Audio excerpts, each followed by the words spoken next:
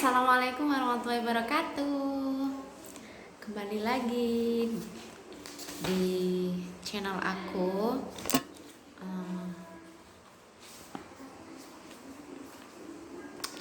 Jadi hari ini aku mau sedikit sharing pengetahuan aku. Kalau kemarin kan sudah tentang metode membaca ya. Sekarang aku mau sharing tentang kurikulum tulis dan kurikulum matematika. Semoga membantu teman-teman yang lagi proses untuk mengajari adiknya, anaknya, atau kerabatnya, atau ya orang yang membutuhkan lah ya. Oke, langsung aja ya. Aku akan menjawab pertanyaan-pertanyaan yang udah dikasih ke aku. Oke. Jadi apa sih menulis di Bimba itu tuh seperti apa? Apa sih menulis di Bimba gitu loh? Itu tuh apa? Kayak gitu kan. Pertanyaan pertama tentang itu. Aku mau menjawab ya. Jadi itu menulis di Bimba itu di mana di sana itu anak dilatih menulis itu sesuai dengan apa yang anak pahami atau anak kenal kayak gitu. Contohnya anak mengenal tentang atau paham tentang mama gitu. Coba tulis MA mama, hurufnya apa aja coba. MA ditulis MA. Nah, gitu. Itu kan sehari-hari anak udah kenal dan anak udah paham kan mama itu seperti apa kayak gitu. Terus kenapa sih kok anak itu harus paham dengan apa yang dia tulis gitu? Kenapa kok harus paham gitu? Ya karena ketika seorang anak itu tidak paham dengan apa yang dia tulis, contohnya kayak mama, apa sih mama itu gitu. Dia nggak paham dengan apa yang dia tulis, itu tuh akan akan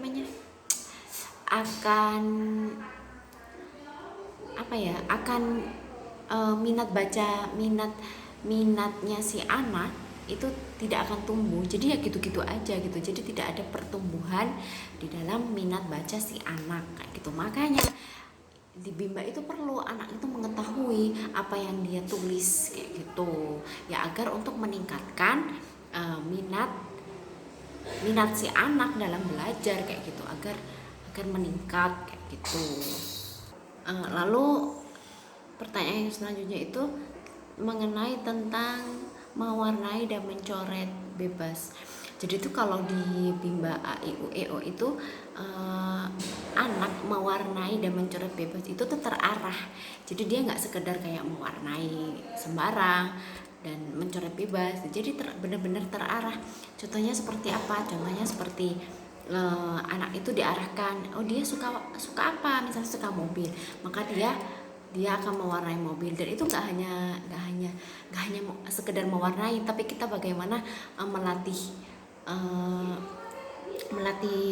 anak, melatih hal yang lain. Contohnya seperti, coba ini mobilnya RODA-nya ada berapa kayak gitu kan. Kita melatih baca anak juga, RODA roda kayak gitu.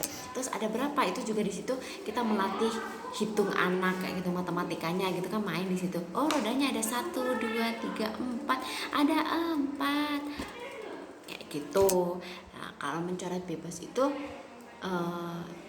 ini juga sesuai dengan anak maunya apa dan dilatih seperti yang saya jelaskan sebelumnya gitu. Jadi nggak hanya sekedar mencoret sembarang tanpa tujuan, ya itu ada. Nah, apa sih tujuan dari mewarnai dan mencoret bebas ini? Jadi itu ada 2 tujuan ya teman-teman. Ada tujuan utama dan tujuan khusus. Apa sih tujuan utama dari mencoret bebas dan mewarnai itu? Tujuan utamanya adalah dengan kegiatan seperti itu anak itu agar anak menyukai mewarnai, agar anak suka mewarnai dan suka mencoret bebas gitu. Itu tujuan utama. Sedangkan tujuan khususnya itu yaitu untuk menguatkan psikomotorik anak gitu. Nah, Jadi biar psikomotorik anak itu lebih berkembang, lebih kuat, lebih terampil begitu. Nah, lalu tujuan yang mana dulu yang harus dilakukan? Jadi pertama-tama itu tujuan yang harus kita capai itu adalah tujuan utamanya dulu. Jadi anak itu gimana kita membuat anak agar anak itu suka mewarnai, suka mencoret bebas gitu. Nah, ketika anak sudah suka, baru kita ke tujuan khususnya gitu. Lalu berikutnya itu apakah boleh ketika anak belum terampil dalam baca 1A dan baca 1B, apakah boleh diberikan materi T4 kayak gitu kan. Di sini tidak boleh ya teman-teman ya. Jadi syarat kita ingat bahwa di atas T4 di bagian yang udah kita pelajari itu kan, yang telah kita ketahui itu kan, itu ada garis hitam di mana itu menunjukkan bahwa syaratnya apa. Jadi syarat dari seorang anak itu bisa lanjut ke tulis 4 itu syaratnya adalah dia harus sudah terampil baca 1 dan baca 1A dan baca 1B. Jadi ketika si anak belum terampil dalam baca 1A dan baca 1B itu maka nggak boleh kita kasih ke T4. Kenapa kok nggak boleh? Ya karena jika kita langsung memberikan tanpa anak sebelumnya itu terampil di baca 1A dan baca 1B, itu akan menyusahkan anak, akan menyulitkan anak di proses berikutnya. Karena kan kita lebih menekan kepada proses ya teman-teman ya. Proses, jadi kita harus berproses. Jadi ya kita selesaikan syarat itu dulu. Kita harus membuat anak itu terampil di baca 1A dan baca 1B dulu. Nanti ketika anak sudah dirasa mampu dan sudah terampil, maka kita lanjut ke tahap berikutnya, yaitu memberikan materi-materi tulis 4 atau selanjutnya gitu. Karena ada syarat yang harus dipenuhi, wajib dipenuhi itu, makanya tidak boleh gitu. Mungkin di materi tentang kurikulum tulis ini mungkin hanya ini yang bisa saya sampaikan gitu ya.